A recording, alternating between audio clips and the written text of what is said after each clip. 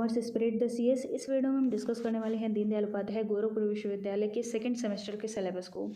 इसमें major courses क्या हैं, आपके माइनर कोर्सेज क्या हैं, कौन सा इलेक्टिव है, ये सारी चीज़ें हम लोग देखेंगे। उसके साथ साथ कोर्स कोड आपका क्या है वो भी देखेंगे। तो कोर्स कोड आपका स्टार्ट हो रहा है COM 112, 113, 114 और 115। ये कंपलसरी पेपर है, सबको पढ़ना है। बाकी 116, 17 या 118, 19 ये ऑप्शन में है कि आपको क्या पढ़ना है।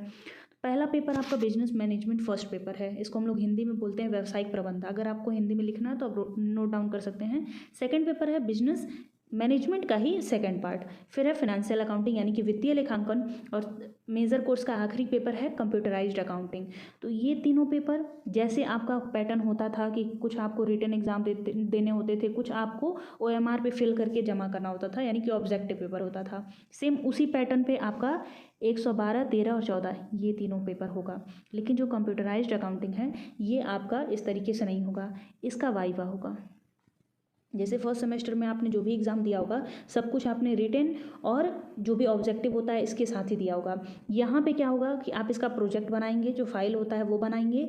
जो रिटन एग्ज़ाम होगा और जो वाइवा एग्ज़ाम होगा वो एक साथ होता है। पिछली बार ऐसे ही हुआ था, इस बार हो सकता है कि रिटन एग्ज़ाम पहले करवा लें बाद में वाइवा करवाएं, तो ऐसा पॉसिबल है। लेकिन ये प्रैक्टिकल पेपर है तो इसका रिटन एग्ज़ाम नहीं होगा, जिस तरीके से OMR पे फिल करके ऑब्जेक्टिव चीज़ें नहीं होंगी। फिर आपका इलेक्टिव पेपर है any one of the following. ये 4 पेपर आपको दिए हुए हैं, इसमें से कोई भी आपको सेलेक्ट करना है। अगर आप एसेंशियल ऑफ ई-कॉमर्स सेलेक्ट करते हैं तो आपको पहला और दूसरा पेपर इसका देना पड़ेगा। नहीं तो अगर आप इकोनॉमिक्स यानी कि अर्थशास्त्र को लेते हैं तो ये आपको दोनों पेपर देना होगा। 116 और 17 इलेक्टिव है, तो जैसे 4 पेपर ये हो गया, 2 पेपर ये हो गए अगर आपने एसेंशियल ऑफ ई-कॉमर्स लिया। अदरवाइज आप इसको छोड़ सकते हैं, आप दूसरा पेपर ले सकते हैं, वो है आपका 118 और 119 बिजनेस इकोनॉमिक्स फर्स्ट का और सेकंड पार्ट का। जैसे आपको फर्स्ट सेमेस्टर में माइनर इलेक्टिव मिला था basics of English speaking, data science, resource management, राष्ट्र गौरव हो गया। राष्ट्र गौरव कंपलसरी पेपर है, ये आपको देना ही देना है इसमें। और foundation of mathematics, concept of war और डिजास्टर मैनेजमेंट, ये सब ऑप्शन में जिसको जैसे मन करेगा वो ले सकता है। लेकिन राष्ट्र गौरव का एग्जाम देना कंपलसरी, और एक ही पेपर देना होता तो आप राष्ट्र गौरव को सेलेक्ट कर लेंगे। फिर आपका माइनर को करिकुलम। माइनर को करिकुलम में आपका NCC है, NSS है, रोवर्स एंड रेंजर्स हैं, स्पोर्ट्स हैं, कल्चरल एक्टिविटीज़ हैं, न्यूट्रिशन, हेल्थ एंड हाइजीन है, communication skills and personality development है। तो इन सब में से आप जो भी चाहें वो सेलेक्ट कर सकते हैं। अदरवाइज आपके कॉलेज में जो भी सेलेक्ट करके आपको मिल जाए तो वो आप ले सकते हैं।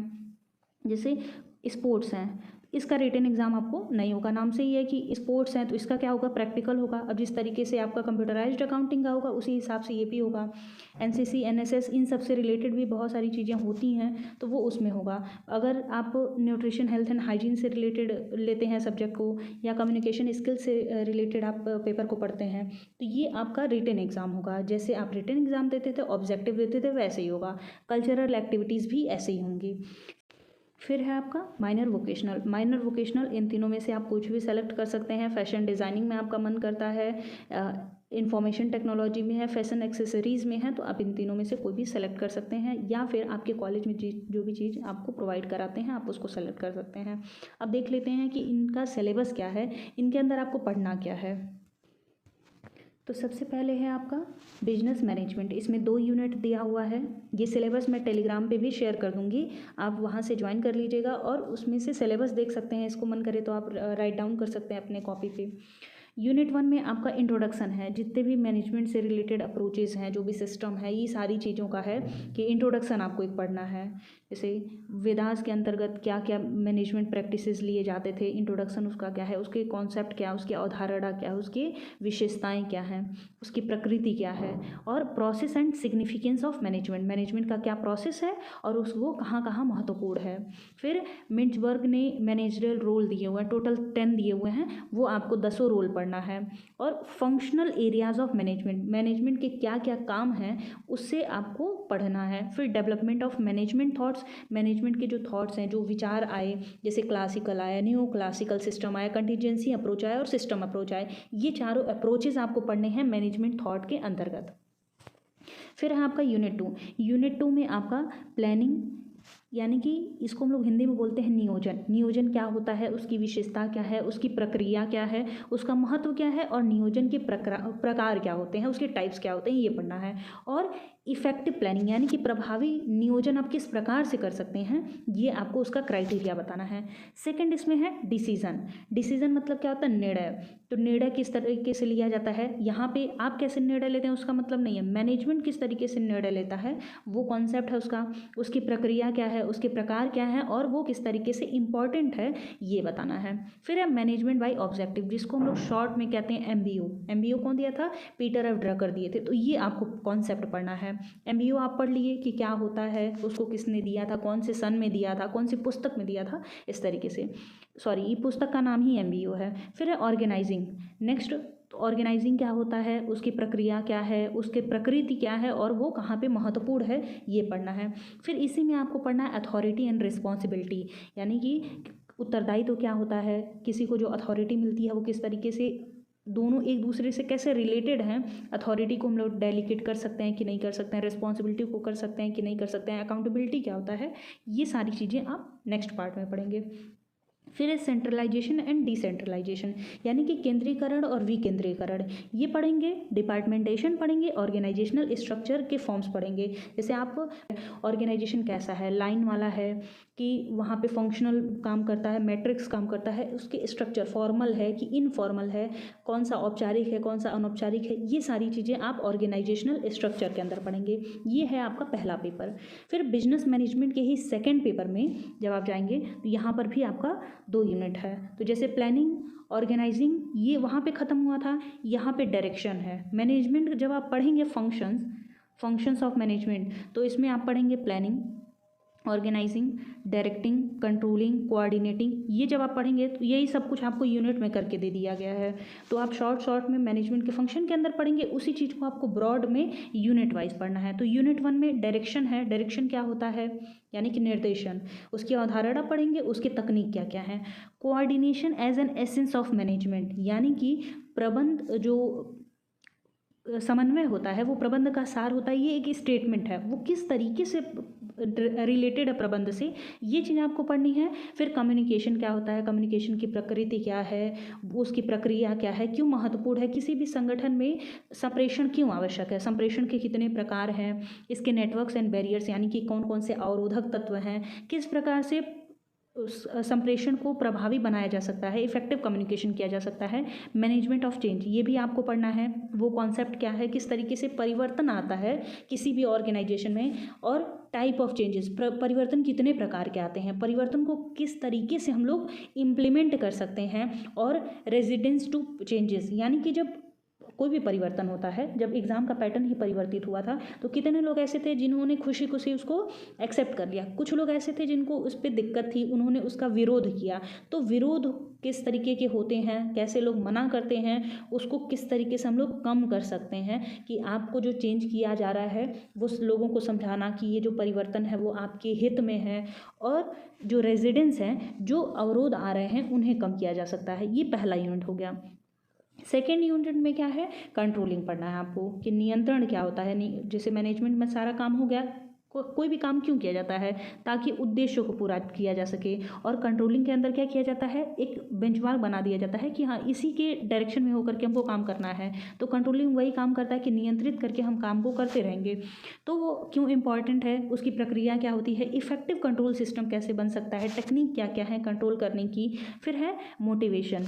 मोटिवेशन क्या होता है, यानी कि इसको हम लोग हिंदी में बोलते हैं अभिप्रेरण, या प्रेरण बोलते हैं, प्रेरणा बोलते हैं। उसका कॉन्सेप्ट क्या है, कितने प्रकार का मोटिवेशन होता है, इंपॉर्टेंस क्या है, और इसमें थ्योरीज दिया है। थ्योरी में मैस्लो ऐसे बोलता है नीड हायरार्की थ्योरी किसने दिया है, तो आवश्यकता के एक श्रेणीबद्ध करके इन्होंने दिया था। तो मैस्लो की नीड हायरार्की थ्योरी, हर्जबर्ग की थ्योरी पढ़नी है, मैकग्रेगर की, आउची की, फाइनेंशियल एंड नॉन फाइनेंशियल, यानी कि जैसे कुछ प्रेरण ऐसे होते हैं कि पैसे दे करके वो प्रेरणा मिलती है, कुछ प्रेरणा ऐसे मिलती है जहाँ पे पैसे तो नहीं रहते हैं लेकिन इंसान प्रेरित हो जाता है, तो फाइनेंशियल और नॉन फाइनेंशियल इंसेंटिव्स हैं। फिर लीडरशिप क्या होता है, नेतृत्व। उसका कॉन्सेप्ट क्या है, उसकी प्रक्रिया क्या है, उसके कार्य क्या है, लीडरशिप स्टाइल्स कौन कौन से हैं, और Likert four system of leadership, ये कॉन्सेप्ट आपको पढ़ना है बिजनेस मैनेजमेंट के सेकंड पेपर में। बहुत लेंदी नहीं है, बहुत ही ईजी है, आप एक बार पढ़ने बैठेंगे तो मज़ा आएगा इसको पढ़ने में। नेक्स्ट पेपर है आपका फाइनेंशियल अकाउंटिंग, इसमें भी 2 पार्ट दिया हुआ है आपका।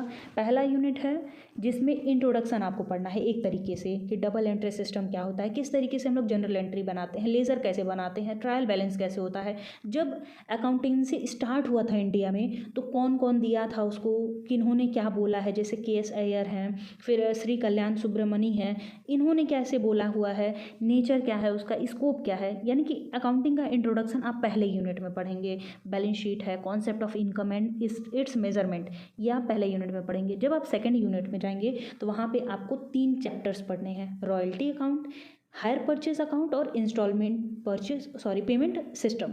तो रॉयल्टी अकाउंट, जैसे जब कोई लोग लीज पे सामान लेते हैं, कोई प्रॉपर्टी लेते हैं तो उस टाइम पे रॉयल्टी वगैरह का यूज़ किया जाता है। तो रॉयल्टी होता क्या है, शॉर्ट वर्किंग कैसे आती है, सब लीज क्या होता है, शॉर्ट वर्किंग रिजर्व अकाउंट क्या होता है, और इसी में एक टर्म है नजराना। तो ये सारी चीज़ें क्या होती हैं आपको रॉयल्टी अकाउंट में पढ़ना है। न्यूमेरिकल पॉइंट ऑफ व्यू से भी ये इंपॉर्टेंट है और थ्योरेटिकल पॉइंट ऑफ व्यू से भी इंपॉर्टेंट है।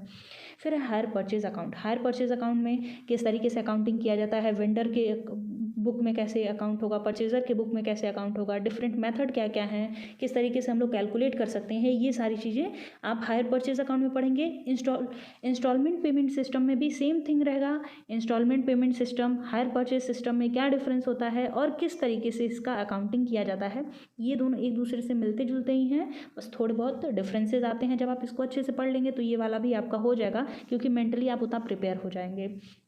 तो ये फाइनेंशियल अकाउंटिंग का है। फिर आता है आपका कंप्यूटराइज्ड अकाउंटिंग का। अब ये मत सोचिएगा कि डायरेक्ट वाइवा होगा तो वाइवा के दिन पढ़ेंगे, क्योंकि रिटन एग्जाम भी इसका हो सकता है। तो पहला यूनिट आपको एकदम अच्छे से पता होना चाहिए, जो कि बहुत ही आसान है। अकाउंटिंग जैसे ही आप पढ़ेंगे, अकाउंटिंग के ये सारी चीज़ें आ जाएंगी। मैं ये नहीं कहूँगी कि आप इसी के पीछे भाग जाइएगा, इसी के पीछे लगे रहिएगा, लेकिन फिर भी एकदम इसको छोड़ करके मत बैठ जाइएगा कि नहीं इसका तो आराम से वाइवा होगा, जब होगा तब देखा जाएगा। इस तरीके से नहीं करेगा, थोड़ा थोड़ा पढ़ते रहिएगा इसके बारे में भी। और रिटन एग्जाम होगा तो पहला यूनिट एकदम कंफर्म है कि पहले यूनिट से ही आएगा, क्योंकि फर्स्ट सेमेस्टर में भी आपके पहले यूनिट से ही आया था। इसके पहले जो पेपर हुआ था उसमें आइडिया नहीं लग पाया था कि पहले यूनिट से आ रहा है कि दूसरे यूनिट से आ रहा था, क्योंकि ऑब्जेक्टिव जब पेपर आपका हुआ था उसी के साथ साथ रिटन हो गया था। इस बार क्या हुआ है, रिटन पहले करवाएंगे, और जब रिटन पहले करवाएंगे तो वो उन्होंने एक आइडिया दे दिया है कि पहला यूनिट ही आपको पढ़ना है। तो हर एक सिलेबस का पहला यूनिट रिटन के पॉइंट ऑफ व्यू से एकदम अच्छे से तैयार करिएगा। बाकी सारी चीज़ें तो आपको न्यूमेरिक उसके ऑब्जेक्टिव के आधार पर तैयार करना ही है। फिर है, अगर आप एसेंशियल ऑफ ई कॉमर्स पढ़ते हैं, ये इलेक्टिव है, यानी कि आपकी इच्छा पर है, आप चाहें तो ई कॉमर्स पढ़ें, नहीं तो इकोनॉमिक्स पढ़ें। ई कॉमर्स अगर आप पढ़ते हैं तो इसको हम लोग इलेक्ट्रॉनिक कॉमर्स भी कहते हैं। तो आपका 2 यूनिट में पेपर डिवाइडेड है। पहले पेपर में 2 यूनिट दिया हुआ है, जिसमें इंटरनेट है, कॉमर्स क्या होता है, B2C क्या होता है, B2B क्या होता है, ये सारे मॉडल्स, बिजनेस के मॉडल्स पढ़ने होंगे, जहाँ पे बिजनेस टू कंज्यूमर कैसे होता है, ऑनलाइन ट्रेडिंग कैसी होती है, ये सारी चीज़ें आपको पढ़नी पड़ेंगी पहले पेपर में। दूसरे पेपर में वही चीज़ है, बस जैसे B2C इसके पहले दिया हुआ था, अभी क्या दिया है, B2B दिया हुआ है।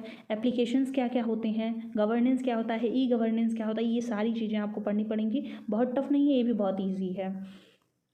फिर आपका आता है इकोनॉमिक्स। इकोनॉमिक्स में जो पहला यूनिट आपका है, जो पहला पेपर है, यहाँ पे आपको इंट्रोडक्शन पढ़ना होगा। यहाँ पे आप जान जाएंगे कि एक्चुअल में इकोनॉमिक्स है क्या। 10th 12th में जो हम लोग पढ़ते थे, बहुत सारी चीज़ें आपको वहाँ से समझ में अगर आई होंगी तो आप आसानी से कर ले जाएंगे।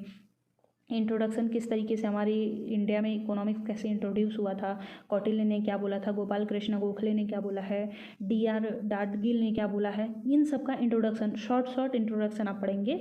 फिर उसके बाद इंट्रोडक्शन दिया है nature and scope of business economics, ये इंट्रोडक्शन है आपका। मीनिंग आप पढ़ेंगे, काइंड्स पढ़ेंगे, और फिर यहाँ से स्टार्ट होता है आपका main portion, law of demand.